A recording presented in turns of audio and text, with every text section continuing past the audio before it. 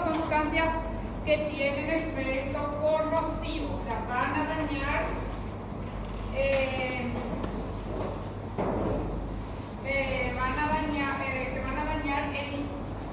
el tejido con el cual entra en contacto. Si es la piel la que está expuesta, se daña la piel. Si hay alguna mucosa, se daña esa mucosa también. Entonces, tienen la capacidad de producir un efecto corrosivo sobre la mucosa o la piel sobre la cual entran en contacto.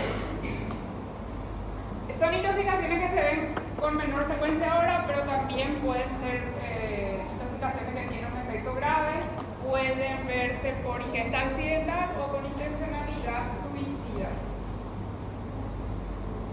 Algunos hemocárticos pueden producir, aparte de un efecto local, efecto sistémico también. Son pocos los que pueden producir, pero pueden haber algunos que tengan efecto sistémico. La mayoría produce afectación por contacto. Puede producir algún detergente, alguna alcalina reacción grave, sí, pero generalmente es porque daña mucho la mucosa. Si alguien consume, puede producir una perforación digestiva, puede producir la afectación de la parte respiratoria, y es por ese motivo que suele producirse en cuadros de gravedad. Generalmente es por el daño que produce sobre la mucosa o sobre la piel. Entonces se entiende ahí la diferencia de lo que quiere decir acá que del efecto sistémico. El flúor, por ejemplo, es una sustancia que sí puede producir efecto sistémico, pero no es necesariamente por el efecto que produce sobre la piel o sobre la mucosa, es por un efecto que produce sobre la concentración de calcio. El flúor es un quelante del calcio, se une al calcio y produce hipocalcemia, y las manifestaciones se relacionan con esa hipocalcemia.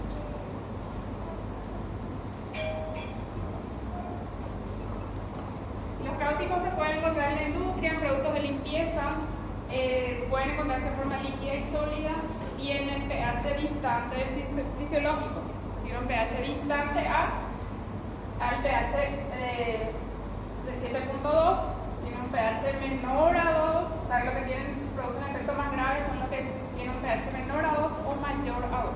Cuanto más alejado entonces sea del fisiológico, se ve que es de mayor gravedad.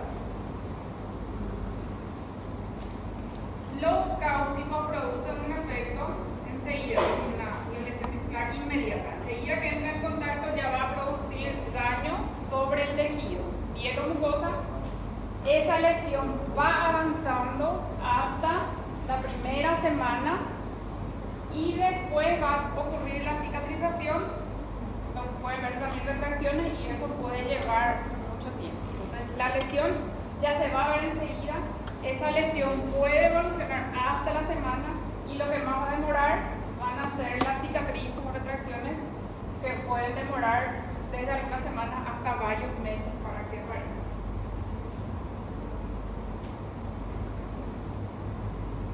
¿Alguna diferencia que hay entre los ácidos y álcalis?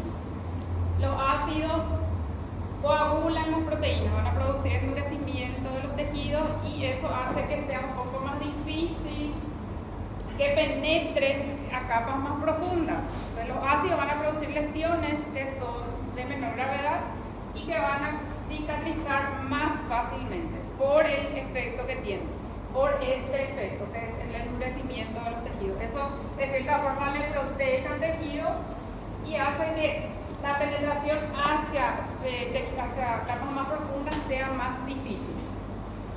Los ácidos pueden ser neutralizados con los álcalis, bases, los sabones, el bicarbonato es una base, los hidróxidos derivados de los metales también son bases, y el tipo de necrosis que ellos producen es coagulativo. Los álcalis reblandecen los tejidos, ablandan los tejidos, y eso hace que penetre más fácilmente también, o que infiltren las capas más fácilmente.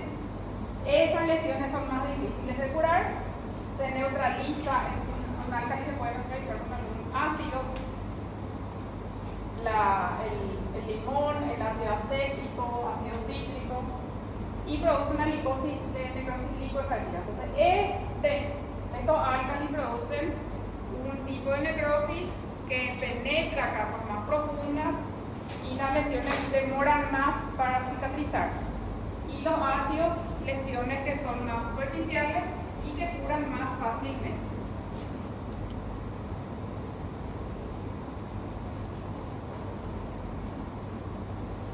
Algunos ejemplos de estas sustancias, de los ácidos, el ácido clorhídrico que se puede utilizar. La mayoría se utilizan para limpieza, como productos de limpieza. El ácido clorhídrico, el hipoclorito de sodio es la lejía, que es el alcohol.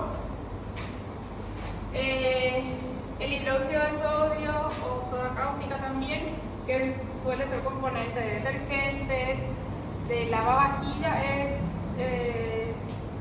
lavalousas, desatascadores para desentupido, el amoníaco que se utiliza para limpieza de superficies, el fosfato se encuentra también en los detergentes. Entonces, esas son sustancias que se pueden encontrar en la casa. Estos primeros dos son ácidos y esta otra sustancia como el detergente son sustancias alcalinas. La batería de coche tiene ácido sulfúrico, el ácido clorhídrico es un decapante. Estas sustancias suelen utilizarse para limpieza de algunos metales, para sacar algunos óxidos o para limpieza de algunos metales. El agua fuerte, el agua regia, el cemento, que es el hidróxido de calcio, es una base, y el peróxido de hidrógeno agua oxigenada, que es un oxidante que también forma parte de los cáusticos. ¿De ahí se entiende todo lo que les dije? ¿Alguna pregunta que quieran hacer?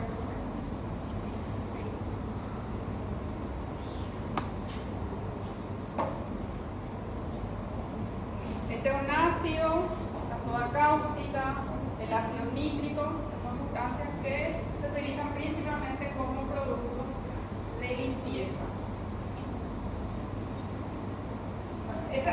Pueden ser entonces, los cáusticos pueden ser ácidos, pueden ser oxidantes o pueden ser álcalis. Las lesiones más graves van a ser producidas por los álcalis o las bases. Los ácidos producen unas lesiones que son más leves.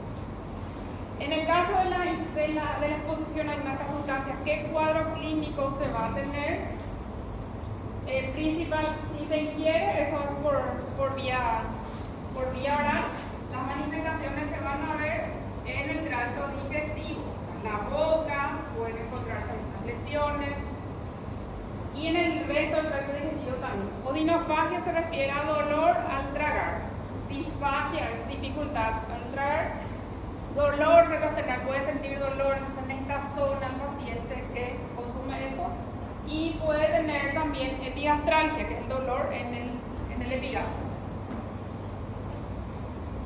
Puede tener vómitos, puede tener náusea y puede tener vómitos con contenido de sangre también ese paciente. Eso sí pasa, se queda solo en la vía digestiva, en el aparato digestivo. Pero si llega a tener paso a las vías respiratorias, va a tener también manifestaciones sobre el tracto respiratorio. La tos, la disfonía, puede presentar también. Puede presentar broncoaspiración, obstrucción de vías respiratorias, chillido de pecho, dificultad respiratoria. Y son consideradas manifestaciones de gravedad, o sea, que se van a ver cuadros graves, el compromiso del estado general. Si el paciente llega a estar hipotenso, chocado, en esos casos se sugiere, o sea, probablemente hay una perforación gástrica. Hay que sospechar, entonces, si el paciente está hipotenso, está chocado, que el paciente tiene una perforación gástrica. Es más fácil que haya una perforación gástrica que haya una perforación esofágica. Por eso refiere que excepcionalmente se ve una perforación esofágica. ¿Por qué le parece que va a ser más fácil que ocurra una perforación gástrica que esofágica? Porque el líquido no se queda en el esófago, esa no es una forma de... Donde va a estar más tiempo va a ser en el estómago, entonces más fácilmente va a ocurrir una perforación gástrica. Por ese motivo. Entonces, las manifestaciones que vamos a ver por ingestión van a ser en la parte digestiva, si pasó, si quedó solo en la vía digestiva. Si el paciente broncoaspiró, pasó las vías respiratorias, también va a tener manifestaciones respiratorias. Y va a tener síntomas, manifestaciones sistémicas en el caso de que ocurra una perforación en ese paciente. Y hay que sospechar si baja la presión del paciente, si está chocado o tiene un mal estado general.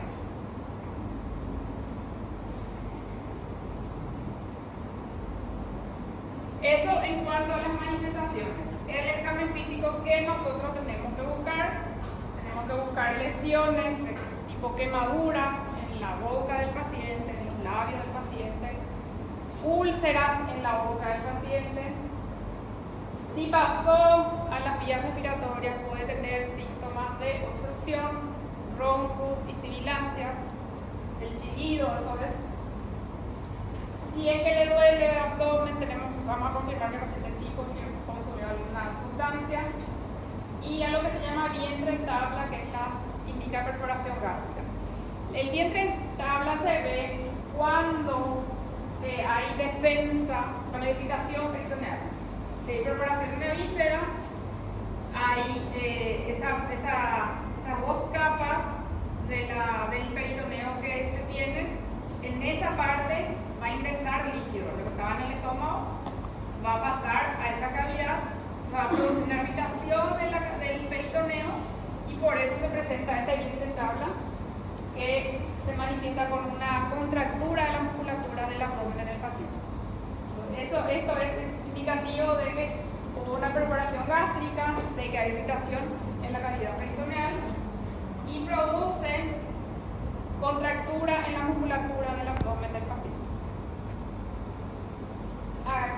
La carencia del ácido clorhídrico, que puede producir también efectos sistémicos, tiene una acción quelante, una sustancia que es quelante, se une a un metal y forma un compuesto con eso. Entonces el flúor se une al calcio y al magnesio y produce manifestaciones de hipomagnesemia e hipocalcemia en el paciente. Entonces puede producir arritmia y puede producir paro cardíaco. Hasta ahí se entiende. Estas manifestaciones son tanto para son tanto los ácidos como para bases. Estas, sí, de forma general. Sí, para los dos tipos de sustancias se van a ver. Sí se pueden ver lesiones en la lengua, lesiones también en la mucosa. Acá son como se va pegando la boca del paciente, tiene unas úlceras.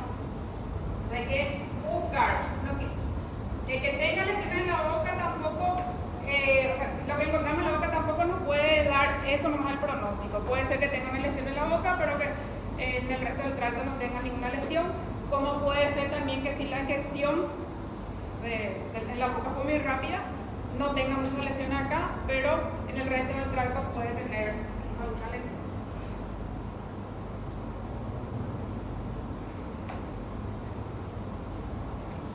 De estudios, ¿qué se le va a pedir de estudio al paciente?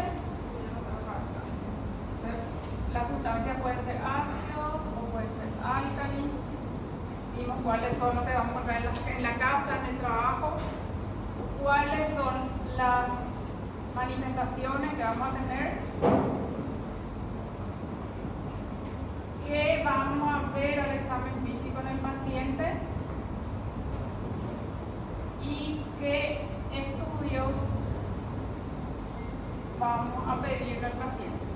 Primero que está ahí en endoscopía digestiva alta, que se le tiene que hacer, si es que se cuenta con eso, se le tiene que hacer al paciente. El estudio que va a dar el diagnóstico y el pronóstico es la endoscopía digestiva alta. Se puede ver una radiografía de tórax y abdomen, analítica general, esto no es muy específico, qué valor que lo tiene que hacer pensar, pero hay que pedirle un laboratorio al paciente. Y en el caso de que haya pasado al tracto respiratorio, ahí se hacen estudios de laringoscopía o broncoscopía. Esto en el caso de que presente síntomas del tracto respiratorio, si no, no hace falta hacer.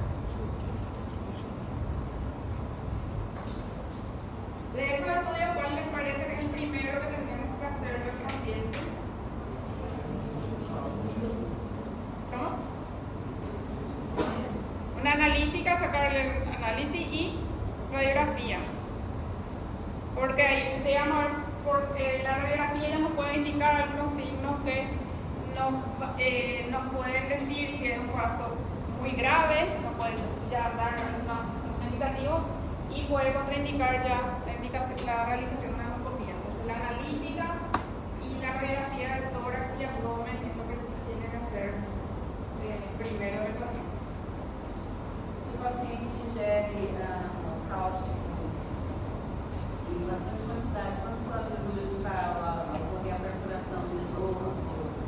En pocas horas ya se va a ver, enseguida ya se va a ver si Aí, no caso, seria medicado ideado em que fazer primeiro ou mais história? sí, sí. Porque la perforación, eso, la única contraindicación acá está, es la perforación. O sea, si hay perforación, no hace falta hacer una endoscopía, ya se tiene que hacer un procedimiento quirúrgico, o sea, se tiene que operar el paciente. La radiografía te puede indicar ya algunos signos que te van a hacer sospechar una perforación, entonces por eso te conviene hacer primero la radiografía. En la endoscopía digestiva alta, la endoscopía digestiva alta es el estudio que va a visualizar cómo están las lesiones, si tiene o no lesiones, primero si tiene o no lesiones el paciente, y si es que tiene, cómo están esas lesiones. Por eso es clave para el diagnóstico, porque de acuerdo a lo que se encuentra ahí se va a clasificar, se va a estadificar esa lesión en el paciente. Permite evaluar la gravedad de acuerdo a esas lesiones, el pronóstico también, porque de acuerdo al tipo de lesiones el pronóstico va a ser más grave o va a ser mejor para el paciente. Y también define el tratamiento que se va a hacer en el paciente. Por eso, si se cuenta con eso, se tiene que hacer o tratar al paciente al lugar donde se pueda hacer una endoscopía digestiva. La única contraindicación que tiene es la perforación, que tengamos confirmada la perforación. ¿En qué caso entonces no haríamos? Si encontramos algo en la radiografía, que es que el paciente esté hipotenso o esté chocado, que el paciente esté con vientre en tabla, esas son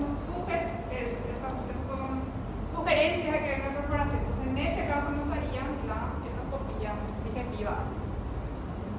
Si se ve que las lesiones son de un grado muy avanzado, el grado 3, ahí también se suspende. La endoscopía se hace con el endoscopio y también se suele insuflar, o sea, se mete aire en el tracto digestivo para poder visualizar bien. Y aparte, el endoscopio es flexible, pero es duro también eso. Y si es que las lesiones son friables, se dice, si fácilmente se puede, esa mucosa se puede degradar, es muy fácil que se perfore con alguna maniobra que se hace. Por eso, si se encuentran lesiones que sean de este grado, está indicado que se suspenda la endoscopia. Entonces, no se va a hacer cuando vos tengas confirmado que el paciente tiene una perforación. Se va a suspender si tiene lesiones de gravedad que fácilmente pueden perforarse. Esta es una clasificación endoscópica de las lesiones que se pueden ver. Eso se puede ver tanto en estómago como en esófago. Las lesiones que describe acá son tanto para estómago como para esófago. Entonces, si no tiene lesiones, el paciente se va a clasificar como lesiones de grado 0. Si tiene edema e hiperemia, inflamación de la mucosa, está roja esa mucosa, se clasifica como de grado 1. Si tiene úlceras, pero las úlceras son localizadas, son superficiales, se clasifica como de grado 2A. En el grado 2B se ve lo mismo, úlceras, pero que son profundas o circunferenciales. Circunferenciales quiere decir que va a englobar toda la circunferencia del estómago o del esófago. En el caso de que presente úlceras múltiples con necrosis, esta es la diferencia acá, necrosis se clasifica como de grado 3A. A partir de acá decía que se tenía que suponer el procedimiento.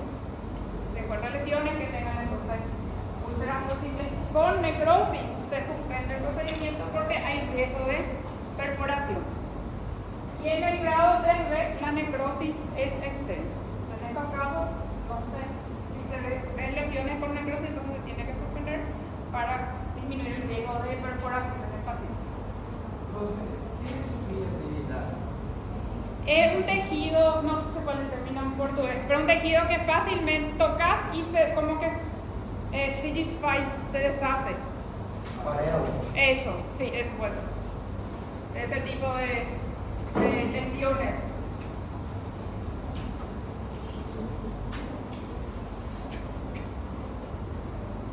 La lesión del tipo 1, o sea, una mira ahí por todo, que habla de hiperemia, úlceras superficiales con ampollas, úlcera acá.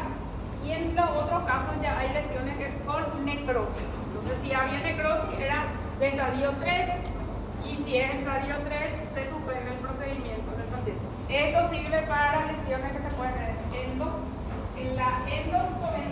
el estómago y en el esófago. Más fácilmente se perfora el estómago. En la radiografía de tórax y abdomen, ¿qué se busca? Se hace una radiografía de tórax para buscar algún signo que indique la perforación. Y se busca en la radiografía de tórax neumomediastino y en la radiografía de abdomen se va a buscar el neumoperitoneo. ¿Qué son? La radiografía de tórax, buscamos el neumomediastino, que es una complicación de la perforación esofágica, y en el abdomen neumoperitoneo, que es una complicación de la perforación gástrica. ¿Saben qué significa? ¿Neumo qué es? ¿Qué? Aire. Aire en el mediastino, no tiene por qué haber aire en el mediastino, tiene por qué haber aire en la cavidad peritoneal, o sea, fuera de las vísceras huecas no tiene por qué haber aire. Entonces lo que se busca es en la radiografía de tórax, para empezar a decir eso, pero acá se ve, si ustedes miran acá, se ve todo, se ve la parte blanca y después la parte negrita. Acá se ve como una línea, es un espacio acá que acá está blanco, radiopago blanquecino, acá está oscurito atrás y después está más blanco, como una línea finita. Eso indica esto que está acá. Esto. No es normal ver así. Esta parte está bien, esta parte es lo que no está normal. Eso indica que hay aire dentro del mediastino, donde no debería haber. Sí, una línea acá, pero como un contorno. Esta parte está diferente. Acá nomás se ve esta parte más oscura, más radiopaca, esta pequeña línea acá. Y eso no tiene que ser así, no tiene que verse de esa manera. Y eso indica que hay aire dentro del mediastino. No tiene por qué haber aire dentro del mediastino si no hay nada que esté perforado. Entonces, eso es un signo de la perforación esofágica. Lo mismo acá en el peritoneo, acá en la cavidad abdominal, no tiene por qué verse esta imagen acá en el paciente. Eso indica que también hay una perforación gástrica. Entonces, si nosotros, la presencia de aire en el mediastino indica la perforación esofágica. La presencia de aire en el estómago por encima de la cámara gástrica indica neumoperitoneo. Y si nosotros ya confirmamos que tiene una perforación, entonces no se hace no hacer la endoscopía. Entonces, por eso es importante pedir primero este estudio y después ver si se va después evaluar la endoscopía. ¿Cuál es el tratamiento? En este caso es quirúrgico. La perforación esofágica tiene un tratamiento quirúrgico, la perforación gástrica tiene un tratamiento quirúrgico.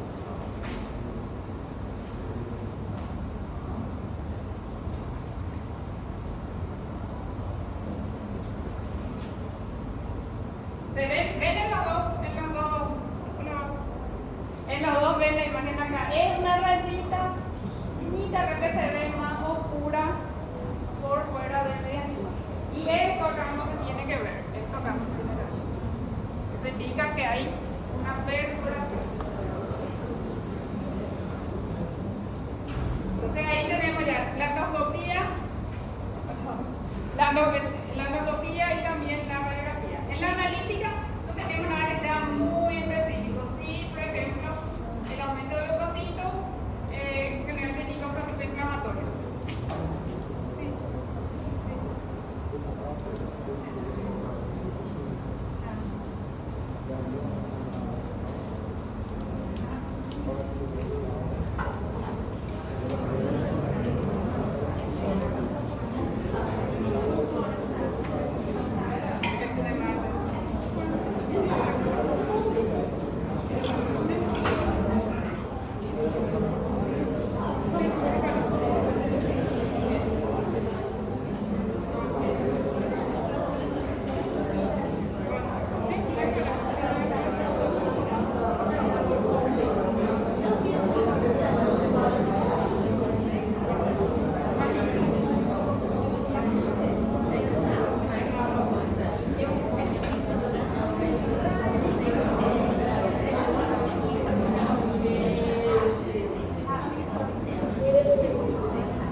Seguimos. Ya, endoscopía, dijimos cuando la vamos a pedir, cuando no se pide, cuando hay perforación. Radiografía de tórax y abdomen para buscar perforación esofágica o gástrica. En analítica general, leucocitosis quiere decir aumento de leucocitos. Eso es algo inespecífico, pero que suele subir cuando los leucocitos suelen estar aumentados cuando hay un proceso inflamatorio. Y aumento de PCR. PCR es la proteína C reactiva, que es un reactante de fase aguda, o sea que aumenta cuando hay un proceso inflamatorio. No es específicamente infección, es inflamación. PCR y leucocitosis. Entonces, eso es lo que puede encontrarse en un laboratorio, en un hemograma, por ejemplo. La laringoscopía y la broncoscopía se hacen si el paciente tiene síntomas respiratorios. Por ejemplo, disfonía, quiere decir que pasó las vías respiratorias o está con chillido de pecho. Entonces, en ese caso, se hacen estos procedimientos. La laringoscopía es un procedimiento que es menos invasivo, que necesita no solo una anestesia local para poder evaluar al paciente. Y usan también, todos usan endoscopio, todos usan dispositivos que permiten visualizar o la vía respiratoria, o en el caso de la endoscopía digestiva alta, visualizar la vía digestiva. En la laringoscopía se hace con anestesia local o más. La fibrobroncoscopía o la broncoscopía sí se tiene que hacer con el paciente con sedación y lo que permite es visualizar el árbol bronquial y ver si es que hay alguna lesión ahí y si es que se puede también, generalmente se limpia, se llama un lavado broncoalveolar para retirar si hay algún resto. Si hay síntomas respiratorios, ahí se hacen esos procedimientos que evalúan las vías respiratorias.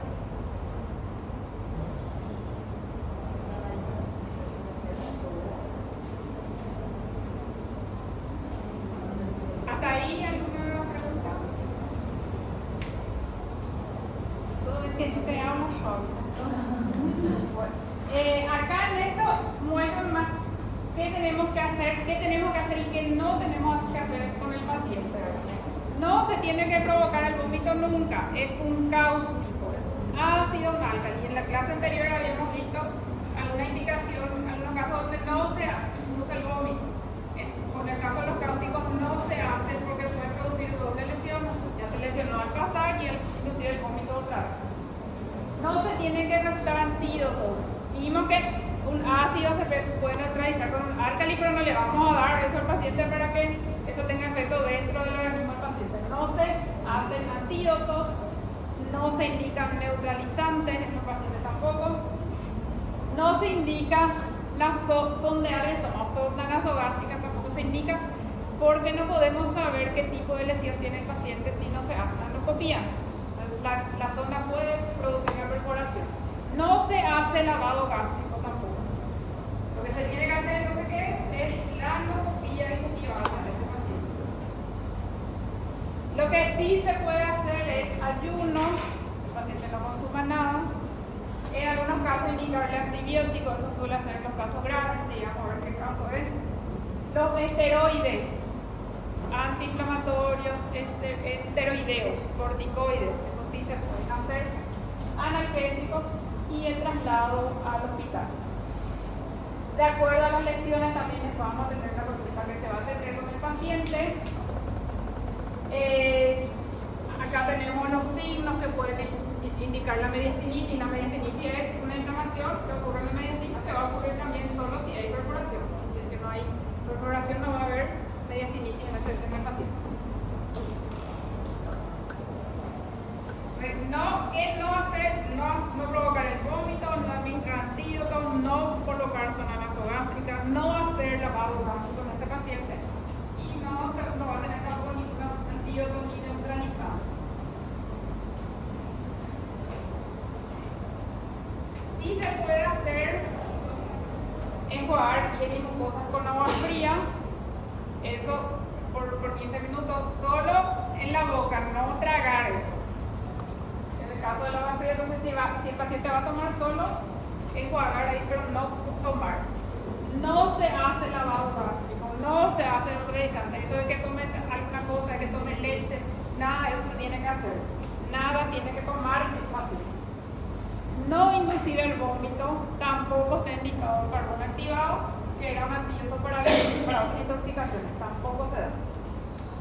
En el caso de que la intoxicación sea con el ácido fluorhídrico, ahí sí está recomendado el control de calcio y magnesio, porque puede bajar el nivel de calcio y magnesio en el paciente que se intoxicó con ácido fluorhídrico.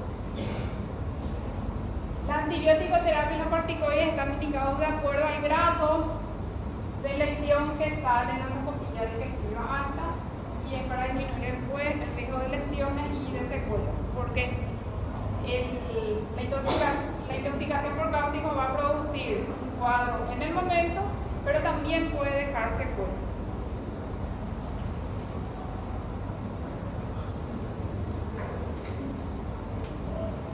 En el caso de que se haya practicado la endoscopía digestiva alta y el paciente tenga lesiones de grado C, o sea, no presenta lesiones, se va a dejar sin tratamiento, no hace falta indicarle nada porque no se encuentra ninguna lesión. En el caso de lesiones de grado 1, donde había edema e hiperemia, inflamación de la mucosa, ahí se indica un protector gástrico.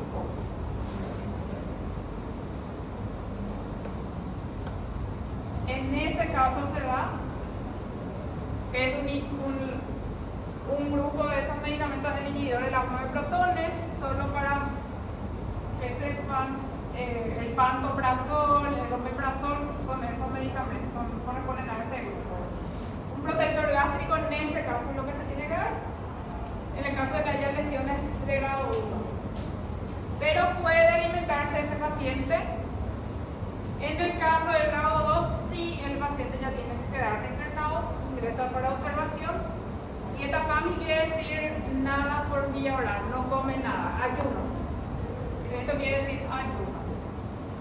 Queda en ayuno ese paciente y no va a consumir nada. Se le va a hidratar, se le va a administrar su inhibidor de la ahumado de protones, su protección gástrica con estos medicamentos, y se reevalúa otra vez a las 72 horas para ver cómo está ese paciente.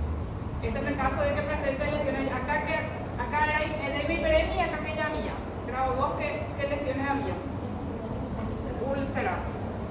Y entre el grado 2A y 2B lo que variaba era la diferencia, la profundidad de la úlcera. En el 2B y 3A, ingreso, dieta FAMIS, ayuno. Acá la nutrición parenteral se refiere a la nutrición que va a recibir, que no es enteral, o sea que el paciente va a tener que recibir una nutrición por otra vía, nutrición parenteral, porque va a estar un buen tiempo sin poder recibir por vía oral. Por las lesiones que tiene, por las lesiones circunferenciales o porque ya tiene necrosis, va a estar mucho tiempo sin poder alimentarse por vía oral y tampoco por zona, entonces la nutrición tiene que ser parenteral y va a recibir una nutrición por vía endovenosa. su protector gástrico, acá ya sí se indican corticoides porque hay riesgo de que haya secuelas. Los corticoides son antiinflamatorios.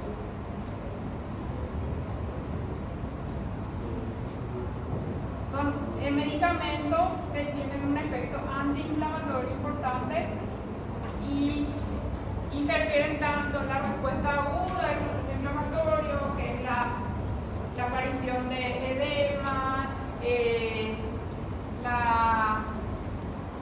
la parte aguda, como también en la parte crónica. ¿Qué ocurre en la cicatrización en la parte crónica?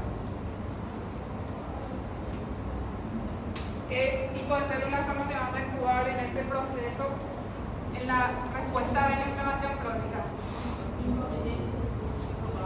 Fibroblastos. Entonces, para disminuir las lesiones y la alteración de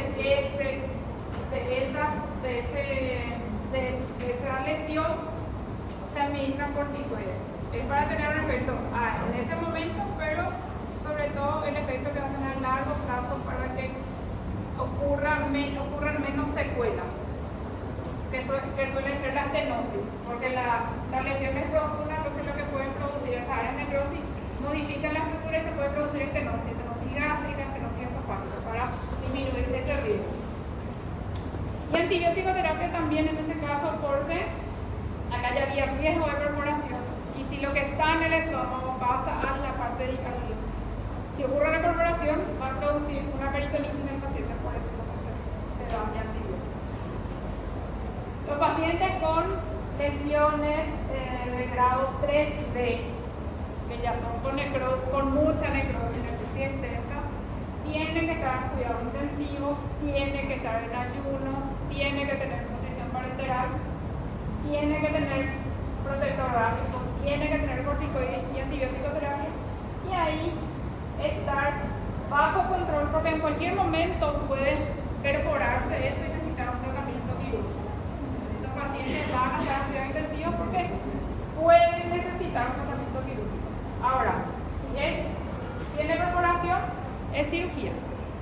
Independientemente de en qué momento se haya detectado, si ya llegó chocado, hipotenso el paciente, si en el momento de la radiografía nos dimos cuenta que tenía una perforación, o si en la endoscopía se evalúa algo que tiene mucho riesgo, o en ese momento se dan cuenta de que está perforado, el tratamiento de la perforación es cirugía.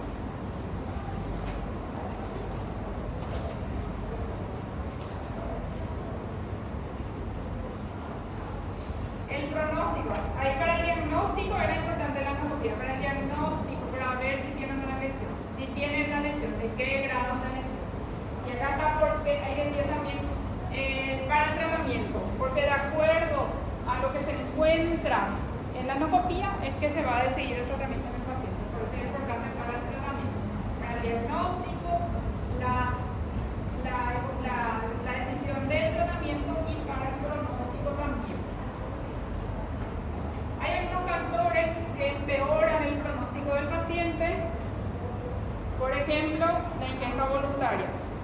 Porque se supone que el que ingiere voluntariamente es porque tiene una intención autolítica, o sea, que probablemente no intento de suicidio. Entonces, si es voluntario, va a consumir mayor cantidad que si es involuntario. Entonces, por eso este factor se relaciona con peor pronóstico. La afectación orofaríngea, también, si tiene lesiones en esa zona, quiere decir que probablemente más abajo va a tener lesiones también más feas. Las manifestaciones clínicas de ingreso. Cuanto más grave es el estado en el que se encuentra el ingreso, de peor gravedad también va a ser el paciente. La ingesta de lavavajillas y detergente. ¿Por qué estas sustancias parecen? ¿Qué tipo de sustancias son esas? Son álcalis. Los álcalis son los que tienen un pronóstico peor que la ingesta de ácido. Entonces, esta sustancia, otra vez, entre los álcalis, estas son sustancias que tienen peor pronóstico. Entonces, si ingirió detergente, lavavajillas, que se llama Lowe's, detergente para lavavajillas, tiene peor pronóstico. La endoscopía es la que va a dar también el pronóstico, porque de acuerdo a las lesiones, cuanto más grave es la lesión, de peor pronóstico va a ser. Las lesiones de tipo 1 tienen un pronóstico excelente, que era de edema y hiperemia, y las lesiones, de acuerdo al tipo de lesiones que tiene después, hay más riesgo de que se estenosen o hay riesgo también de que muera el paciente.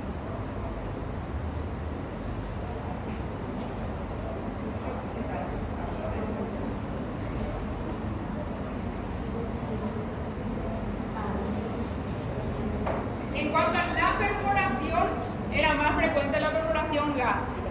En cuanto a la estenosis, es más frecuente la estenosis esofágica. O sea, más fácilmente se perfora el estómago, pero más fácilmente se estenosa el esófago.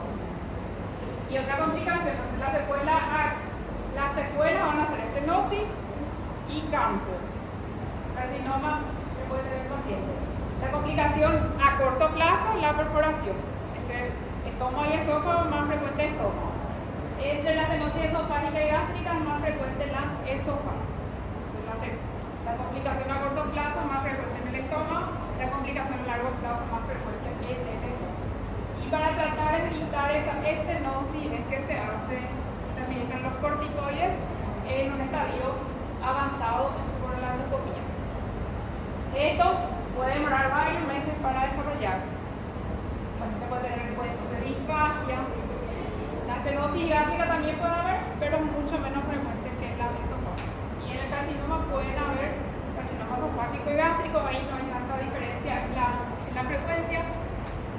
Y se recomienda que el paciente que tuvo un accidente, una exposición a cáustico, una intoxicación, se haga su control periódico con el gastroenterólogo porque puede tener en algún momento un cáncer o esofágico o gástrico.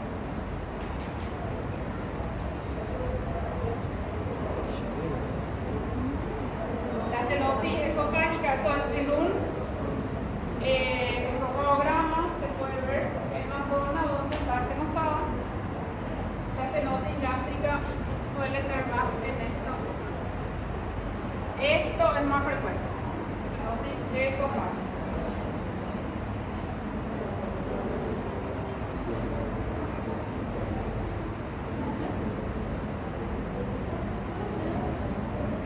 Este es un caso clínico, silencio. Un hombre de 75 años quien por equivocación ingirió detergente. Eso sería un factor que va a dar un mejor pronóstico, aunque es detergente, que es un álcali que le da es de peor pronóstico, ingirió por equivocación, entonces la cantidad capaz que no sea muy importante. Le provocaron la emesis al paciente para eliminar la sustancia. ¿Eso está bien o está mal? Le tenían que haber hecho eso porque se va a lesionar más la mucosa. El paciente refiere odinofagia, que era dolor al tragar. Disfagia, dificultad. Odinofagia es dolor. Se encuentra así, signo de respuesta inflamatoria. Eso no tiene alteración de frecuencia cardíaca, no tiene temperatura alterada, no tiene laboratorio alterado tampoco. Se realiza una endoscopía digestiva hasta las 20 horas de lo ocurrido. ¿Se podía haber hecho antes ya? Pero sí que antes ya podía haberse hecho, antes de esas 20 horas. O sea, era mejor que se haga antes, ya sí daba. No esperar 20 horas para hacer eso. Durante la endoscopía se encuentran úlceras en labios, se tenía lesiones en los labios, compromiso de todo el esófago, erosiones, exudado, necrosis que compromete toda la circunferencia hasta los niveles esofagogásticos. ¿A qué indicación le correspondería eso? Si tiene necrosis, ¿qué era? Grado 3. Y grado 3. Como mínimo, o sea, grado 3 en ese caso. Y acá le clasificaron como 3A porque no era superficial su necrosis. La necrosis extensa correspondería a 3B. Pero si tiene necrosis es de grado 3. Estas áreas que se ven acá. Las áreas que se ven como de un color más amarillo. Tiene un riesgo de perforación alto porque es de grado 3. Y en el estómago no se vieron lesiones, solo se vieron lesiones en el esófago. Probablemente casi no entró en contacto con la mucosa gástrica por el vómito que se produjo, pero le lesionó mucho el esófago a ese paciente.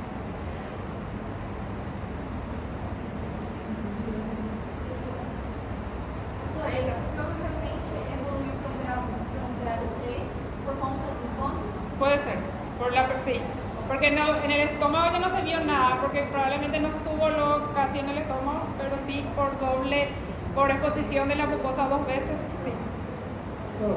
Se tivesse feito antes, ele não precisava, ele não teria progredido.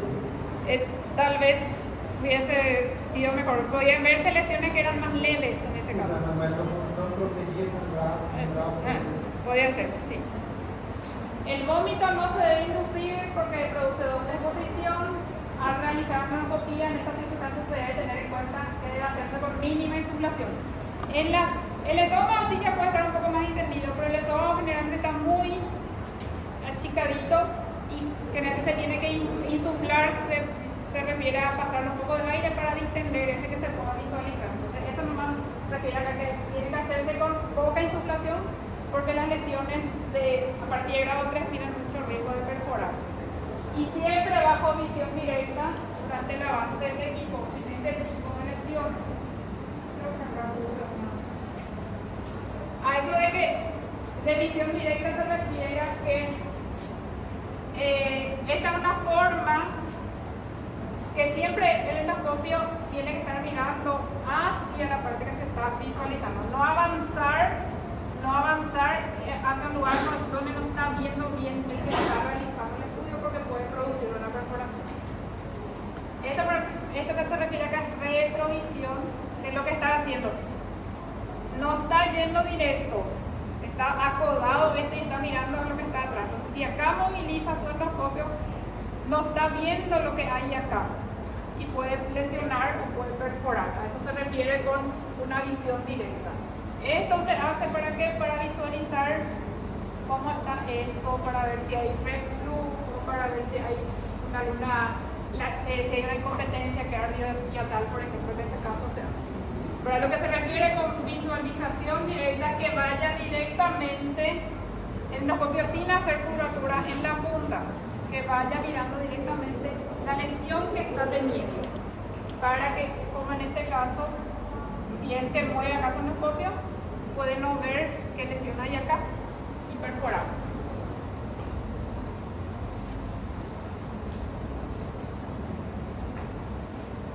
Esta lesión entonces fue producida por Alcalis, son lesiones de mayor gravedad que van a demorar más para curar y que pueden producir mayor secuela también. Y como vector de esófago, hay más riesgo que provoque lesiones, secuelas en el esófago. Una pregunta. No se deve induzir o vômito, correto? No. Para retirar o contenido, porque o contenido vai ficar no estômago, é feito algum tipo de sucção? Con la endoscopía se puede, pero ahí nomás. Pero lo que no se quiere hacer es algo que ponga mucha presión, o la zona, por ejemplo, que se le ponga y tenga una lesión ya, si no se hace directamente. Y el lavado gástrico también es agresivo para el paciente, por eso no se recomienda. Pero sí, con la endoscopía sí se puede hacer, pero con la endoscopía nomás, si no, no se hace nada.